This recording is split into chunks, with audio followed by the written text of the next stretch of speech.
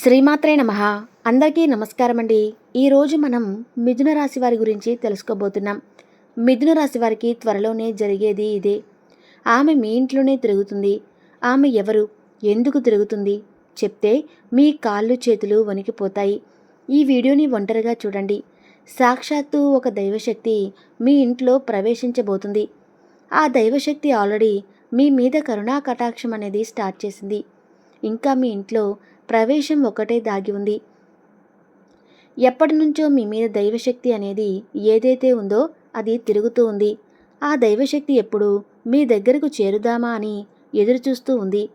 అలాగే మీ జీవితంలో ఉన్న కష్టాలన్నీ హరించి చక్కగా మీ దగ్గరకు వచ్చి మిమ్మల్ని కాపాడుకుంటూ, మీకు వచ్చే ప్రతి ఒక్క ఆపదను కాపాడుకుంటూ, మిమ్మల్ని చల్లగా చూడటానికి ఆ దైవశక్తి మీ చుట్టుపక్కలే తిరుగుతూ ఉంది. ఇక 10 రోజుల్లో ఆ దైవశక్తి మీ ఇంట్లో ప్రవేశించబోతుంది.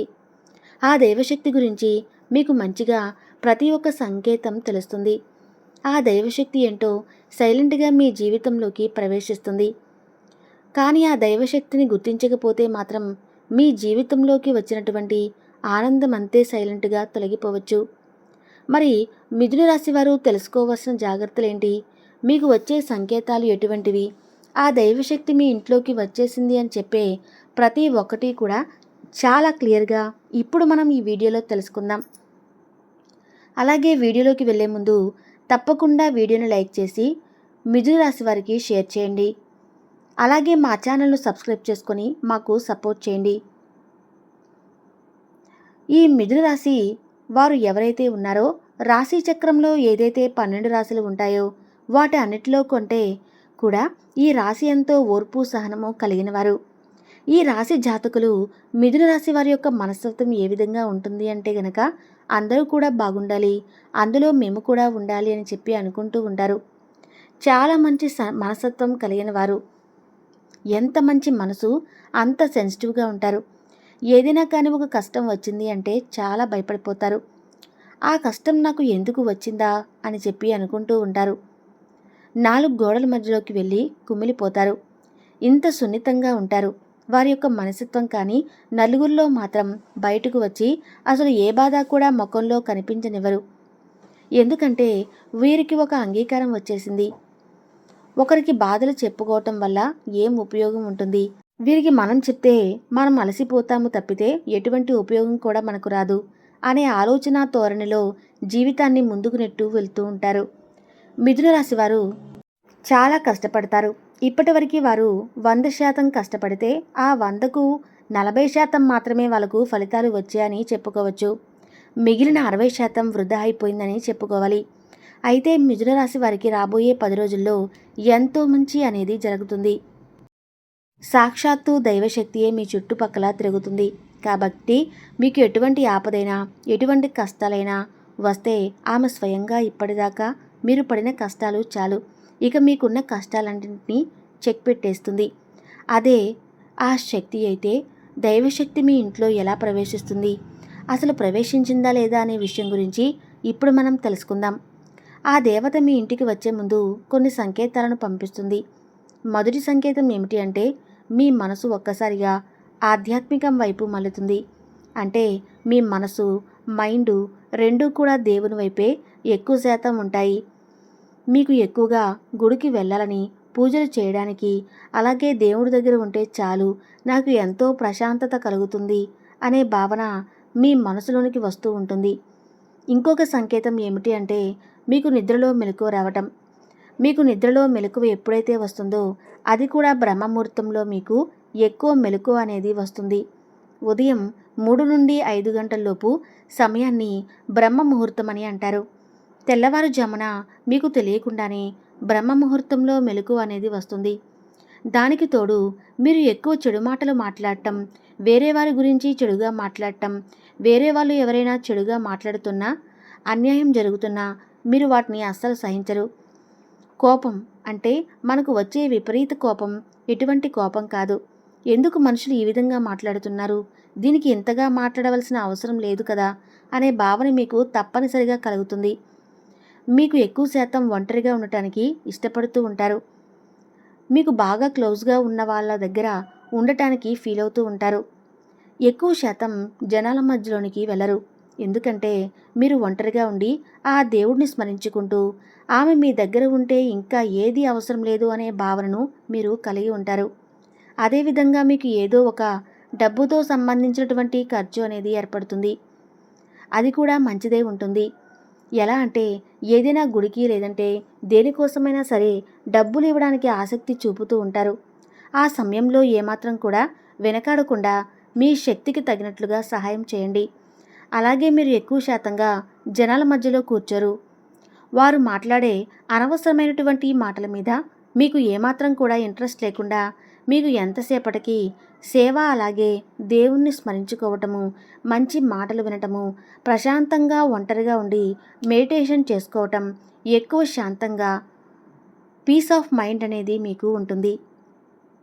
అక్కడే మనకు అర్థమైపోతుంది కదా, మానవుడు అనేవాడు ఎప్పుడు చూసినా డబ్బు మీద అలాగే దురాశ ఆలోచనలతో ఉంటాడు. మనిషి ఎక్కువగా నేను అది ఎలా పొందాలి అని చెప్పి తన మనసును అలాగే మైండ్ని పరిగెత్తిస్తూ ఉంటాడు. కానీ ఎప్పుడైతే మోహం అనేది తీరిపోతుందో అప్పుడు మంచి రూట్లు నడుస్తారు. ఆ సమయంలో మనిషికి ఇవన్నీ కూడా ఎక్కువగా చేరువవుతూ ఉంటాయి. కాబట్టి ఈ సంకేతాన్ని కూడా మీకు చాలా ఈజీగా తెలుస్తాయి. ఈ సంకేతాలు మీకు రావటం స్టార్ట్ అయితే గనక ఇక అర్థం చేసుకోండి, దైవశక్తి మీ ఇంట్లోకి ప్రవేశించిందని. అక్కడి నుంచి మీకు ఎటువంటి కష్టాలు ఉండవు. అప్పటిదాకా మీరు చేస్తున్నటువంటి ప్రతి పనిలో వచ్చిన ఆటంకాలన్నీ కూడా తీరిపోతాయి. మీకు ఎటువంటి సమస్యలు అనేవి ఉండవు. మీ ఫ్యామిలీ పరంగా అలాగే మీ ఇంట్లో పిల్లలు, మీ తల్లిదండ్రులు కావచ్చు, వారితో కూడా మీ సంబంధాలు మంచిగా పెరుగుతాయి. నెక్స్ట్ స్టెప్ తీసుకోవాలని అనుకుంటారు. దానికి ఇది మంచి అవకాశం అని చెప్పాలి. మీకు ప్రమోషన్ రావచ్చు, శాలరీ ఇంక్రిమెంట్ అని జరగవచ్చు. ఆ పని ఇక జరగదు అని అనుకొని వదిలేసినప్పుడు ఏంటంటే ప్రతి ఒక్క పని కూడా ఇక మీకు తెలియకుండానే సజావుగా సాగిపోతూ ఉంటుంది. మీకు తెలియకుండానే ఆమె అనుగ్రహంతో ప్రతి ఒక్కటి మీ దగ్గరకు చేరువవుతూ ఉంటుంది. ఇక ఆ దేవత ఎవరు అంటే మీ కులదైవం. కొంతమందికి అమ్మవార్లు కులదేవతగా ఉంటూ ఉంటారు. మరికొంతమందికి స్వామివార్లు కులదైవంగా ఉంటారు. ఈ రాశివారు తమ కులదైవం ఎవరో తెలుసుకుని వారికి పూజలు చేయాలి. మీ ఇంటిలోకి మీ కులదైవం అడుగుపెట్టే సమయం వచ్చేసింది. అయితే ఈ ఆధునిక జీవనశైలిలో చాలామందికి తమ కులదైవం ఎవరో తెలియడం లేదు. ముఖ్యంగా తాతలు ముత్తాతల కాలం నుండి వస్తున్న ఆచారాలు సాంప్రదాయాలు మరుగున పడిపోవటం వల్ల ఈ పరిస్థితి ఏర్పడింది. ఈ రాశివారు తమ కులదైవాన్ని తెలుసుకోవడానికి కొన్ని మార్గాలు కూడా ఉంటాయి. మీ కుటుంబంలో వృద్ధులు పెద్దలు ఉంటే వారిని సంప్రదించండి. వారికి మీ కులదైవం గురించి, దాని చరిత్ర గురించి, పూజా విధానాల గురించి తెలిసి ఉండవచ్చు. మీ ఇంట్లో పాద పూజా పత్రాలు, జాతకాలు లేక వంశ వృక్షాలు ఉంటే వాటిని పరిశీలించండి. కొన్నిసార్లు వాటిలో కులదైవం పేరు లేదా పూజా స్థలం గురించి సమాచారం ఉండవచ్చు. మీకు తెలిసిన ప్రముఖ దేవాలయ అర్చకులను లేదా పురోహితులను, ఈ రాశివారిని సంప్రదించండి. వారు మీ గోత్రం ఆధారంగా మీ కులదైవం గురించి కొన్ని సూచనలు ఇవ్వగలరు. ఈ రాశివారు తమ కులదైవాన్ని గుర్తించిన తర్వాత క్రమం తప్పకుండా పూజించడం అత్యంత ముఖ్యం. కులదైవ పూజకు కొన్ని ప్రాథమిక నియమాలు మరియు పద్ధతులు ఉంటాయి. వీలైనంత వరకు ప్రతిరోజు లేదా వారానికి ఒక్కసారి కులదైవానికి దీపం వెలిగించి ధూపం వేసి నమస్కరించండి. ఇది మీ దైవిక జీవితంలో సానుకూల శక్తిని నింపుతుంది. కులదైవానికి సంబంధించిన పండుగలు, జయంతి రోజులు లేదా పౌర్ణమి, అమావాస్య వంటి ప్రత్యేక రోజులలో తప్పనిసరిగా పూజలు చేయాలి. కులదైవానికి ఇష్టమైన నైవేద్యాలను సమర్పించడం మంచిది. ఇది వారి కటాక్షాన్ని పొందేందుకు సహాయపడుతుంది.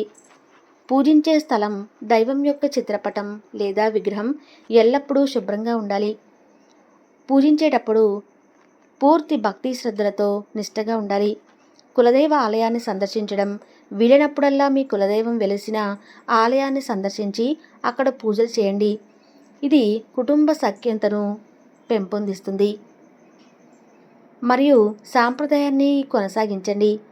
ఏదైనా ముఖ్యమైన పని ప్రారంభించే ముందు లేదా శుభకార్యాలు జరిగే ముందు కులదైవానికి సంకల్పం చెప్పుకోవటం శుభప్రదం. ఈ రాశివారు చేయకుండా తప్పులు, కులదైవం ఇంటికి వీడి వెళ్ళిపోకుండా ఉండాలంటే ఈ రాశివారు కొన్ని తప్పులు చేయకూడదు. ఈ తప్పులు కులదైవానికి అగౌరవం కలిగించి వారి ఆశీర్వాదాలను దూరం చేస్తాయని నమ్మకం.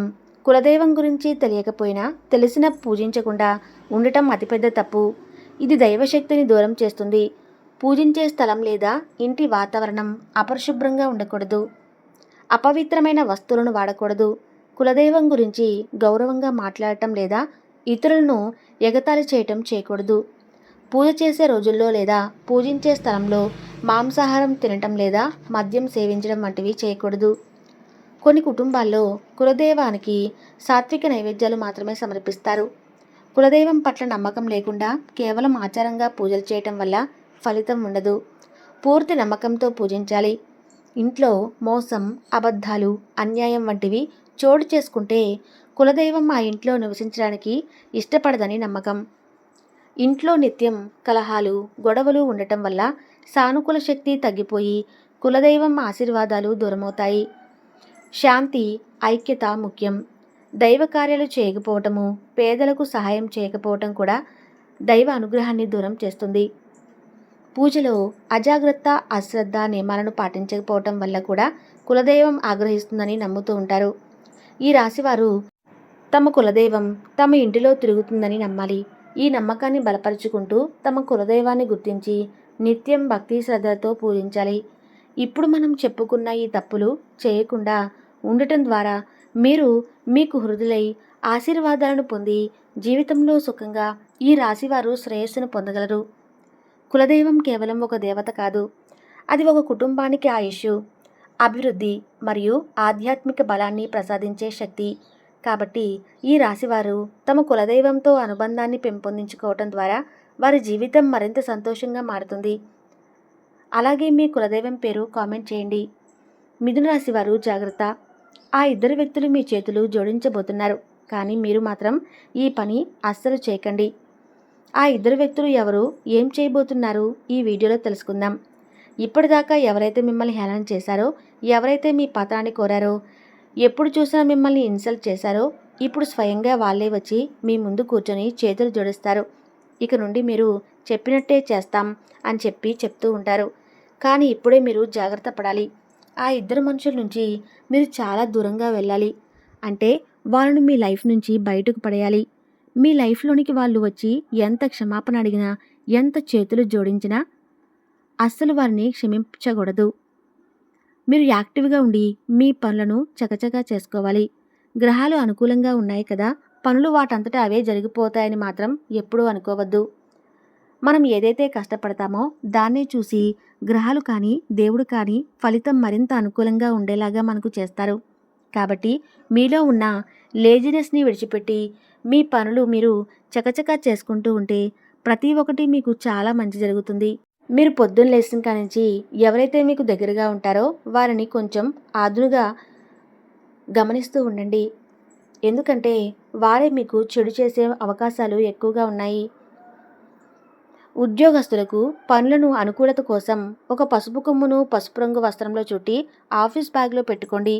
అనుకూలమైన దాంపత్య జీవితం కొరకు మీ పడక గదిని ఎరుపు మరియు పసుపు రంగులతో అలంకరించండి. ఆటంకాలు తొలగిపోవాలంటే నిత్యం వినాయకుడిని పూజించండి.